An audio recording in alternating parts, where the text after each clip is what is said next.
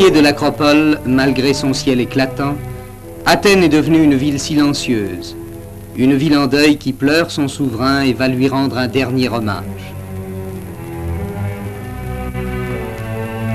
Dans la cathédrale, en présence de 9 rois, de 2 reines, de chefs d'État, de ministres, d'altesses et de 60 évêques de l'Église orthodoxe grecque, la reine Frédérica s'est inclinée une dernière fois pour un émouvant adieu devant le cercueil du roi Paul.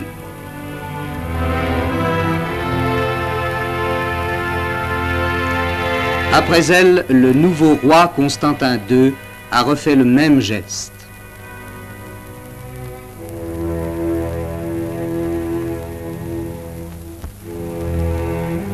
Près d'1 million de personnes attendaient à travers la ville l'instant de saluer la dépouille mortelle du roi que Constantin II et la reine Frédérica allaient accompagner jusqu'au parc Tatoi.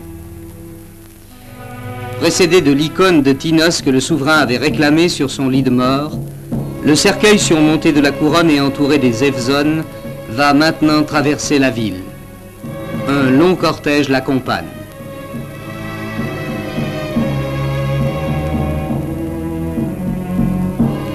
À la suite du roi Constantin et de sa mère, les princes Pierre et Michel avec la princesse Sophie et son époux Don Juan d'Espagne.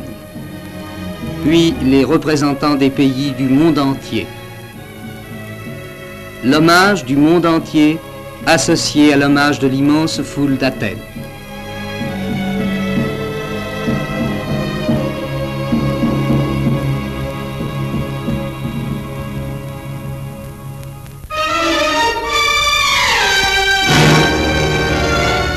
La bataille de Ctima, car Ctima fut le théâtre d'une véritable bataille, a engagé la situation à Chypre sur la voie de l'affrontement général des 2 communautés.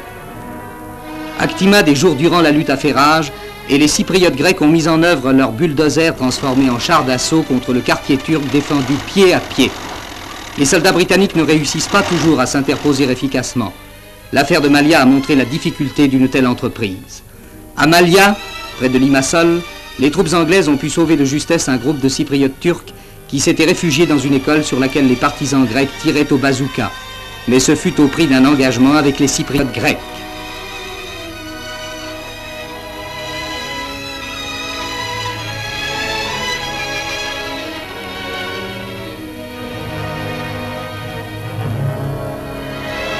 Les Britanniques y ont laissé du matériel et ils n'ont pu obtenir le retour au calme qu'après avoir négocié la remise des armes des Cypriotes turcs.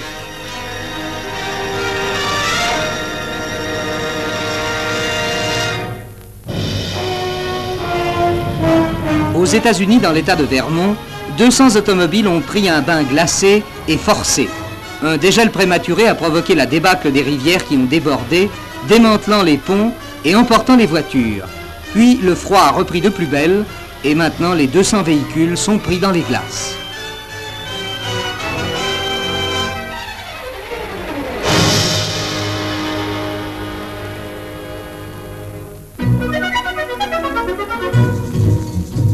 Les sportifs bulgares, eux, se hâtent de profiter des derniers lacs gelés pour se livrer à leur plaisir favori.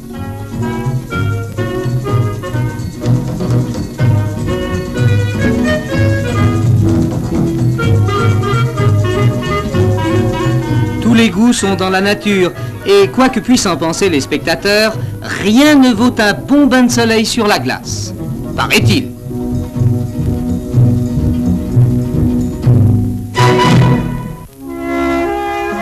C'est une tradition chaque soir chez le docteur Carlos Vives. Lorsque sa famille se décide à aller se coucher, M. Vives ne l'imite jamais. Le docteur Vives ne va jamais se coucher. Il pense que le sommeil est une chose inutile, car depuis 43 ans, il n'en a jamais éprouvé le besoin.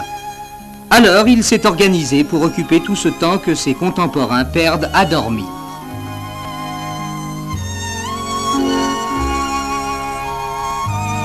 Par bonheur, M. Vives est décorateur, à moins qu'il ne le soit devenu pour rendre ses nuits rentables. Quoi qu'il en soit, tout le temps que les veilleurs de nuit passent à surveiller les entreprises inactives, M. Vives, lui, augmente sa production. Et depuis 43 ans, on peut imaginer qu'il y a trouvé son compte. 43 ans que la lumière de son bureau reste allumée chaque nuit. Nous ne pouvons vous donner la suite de ce reportage, car à 8h30, notre caméraman avait sombré dans un profond sommeil.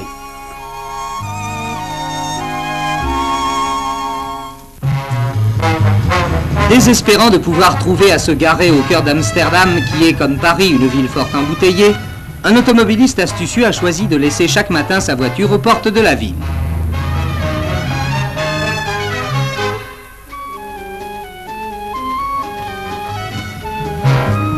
Après s'être tranquillement rangé, il ouvre sa malle et en sort un instrument qui peut en quelques secondes devenir un authentique vélo.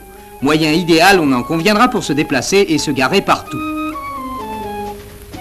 Il fallait être hollandais, car le hollandais possède à un très haut degré l'amour de la bicyclette, pour trouver cette solution géniale au problème du stationnement. Qu'en pensent les Parisiens?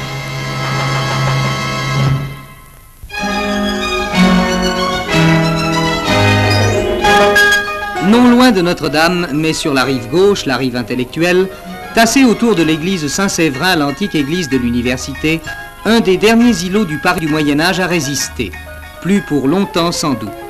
Mais tel qu'il est encore, avec ses maisons vétustes qui ont souvent besoin d'être aidées pour rester debout, avec aussi ses souvenirs de Villon, de Corneille, de Verlaine, le quartier Saint-Séverin est devenu, après Montparnasse, après Saint-Germain-des-Prés, le quartier à la mode.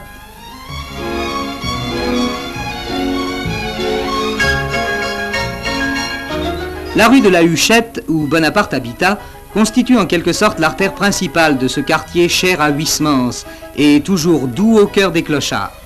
Il y a là d'étonnantes échoppes, comme l'épicerie d'Ali Baba qui ne vole pas son nom. Au demeurant, on trouve ici ou là un peu de tout. Et l'on ne s'étonnera pas de pouvoir acheter n'importe quoi à la boulangerie, sauf du pain. Mais c'est la nuit que la vie commence. Il naît à peu près ici un restaurant chinois tous les 3 jours. Ionesco continue de mobiliser l'affiche du petit théâtre où la même troupe le révéla voici 8 ans. Dans les rues étroites, les voitures de luxe occupent la moindre place disponible, car les boîtes sont nombreuses. Ici, c'est le pianiste noir Memphis Slim qui officie pour les amateurs de jazz. À l'étage en dessous, c'est une troupe qui dévoile au public curieux et avide de révolution sans danger un théâtre d'extrême avant-garde.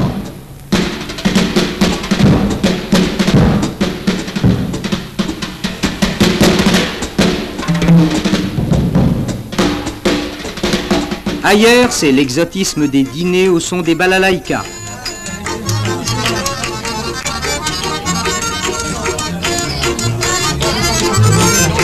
Vodka et caviar d'un côté, soupe et quignon de pain de l'autre, c'est l'image même du quartier Saint-Séverin.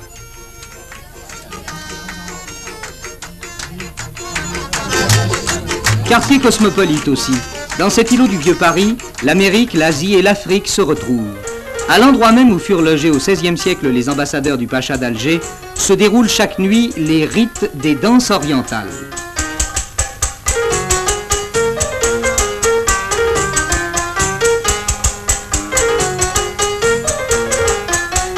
Quant aux jeunes, ils ont ici leur caveau déjà ouvert au temps de la Révolution.